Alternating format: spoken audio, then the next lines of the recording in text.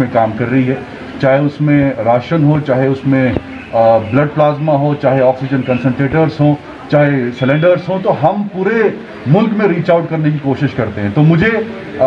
चूँकि मैं डिस्ट्रिक्ट रामबन और ख़ासकर बानिहाल से ताल्लुक़ रखता हूँ, तो मैंने सोचा कि जैसे मेरे को स्लॉट पहला आया जम्मू कश्मीर के लिए ऑक्सीजन कंसंट्रेटर्स का, जो ये 10 लीटर के हैं और 1 लाख से ज़ायद इसकी कीमत है, तो मेरा डीसी साहब से रब्ता हुआ, तो मैंने उनके लिए ये कहा कि एश्योर किया कि मैं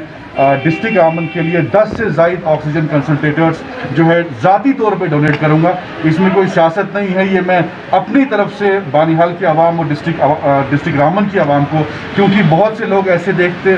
रिपोर्ट सामने आई है कि यहाँ से उनको श्रीनगर रेफ़र किया जाता है, जम्मू रेफ़र किया जाता है, तो ये कंसंट्रेटर्स जो हैं उनको आए, और ये हमारी जिम्मेदारी बनती है कि सब लोगों को वॉलंटरली सामने आना चाहिए। इस वक्त कोई पॉलिटिक्स करने का समय नहीं है, हमें लोगों की जान बचानी है। वही हमने डीसी रामबन से ये हमने एश्योर किया उनको कि आपको हमें बताइए बटोत में कितनी रिक्वायरमेंट है, बनहाल में कितनी रिक्वायरमेंट है, रामबन में कितनी रिक्वायरमेंट है, गूल में, क्योंकि फार फ्लंग एरियाज़ में ऐसी मशीनें नहीं पहुँच रही हैं। जो बाहर से एड आ रहा है वो जम्मू में स्टक हो जाता है, श्रीनगर में स्टक होता है, तो पहाड़ी इलाकों में ये नहीं पहुंच रहा है। इसलिए मैं खुद यहाँ पर्सनली आया हूँ, मैं श्रीनगर भी जा रहा हूँ, तो वहाँ भी मैं एश्योर करूँगा कि जो फार फ्लंग एरियाज हैं वहाँ तक ये ऑक्सीजन कंसंट्रेटर जो है पहुँचे, यही हमारा मकसद है। तो ये खुशनसीबी है हमारी कि सलमान साहब जो हैं ये हमारे बानिहाल से ताल्लुक़ रखते हैं, और दिल्ली में होते हुए भी इन्होंने ये सोचा कि हम कुछ ना कुछ डोनेट करें। मैं बहुत शुक्रगुजार हूँ, मुझे बहुत खुशी है कि हमारे इलाके के जो है सलमान साहब, इन्होंने हमें डोनेशन दी, इन्होंने कंसंट्रेटर्स दिए,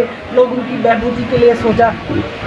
तो ये मेरे लिए बहुत फ़ख्र की बात है। कितना फ़ायदा है? देखिए हमें इनसे तो बहुत फ़ायदा आएगा, क्योंकि कंसंट्रेटर्स बहुत ज़रूरी है, इससे हम ऑक्सीजन दे देंगे लोगों को, लोगों की जान बच सकती है।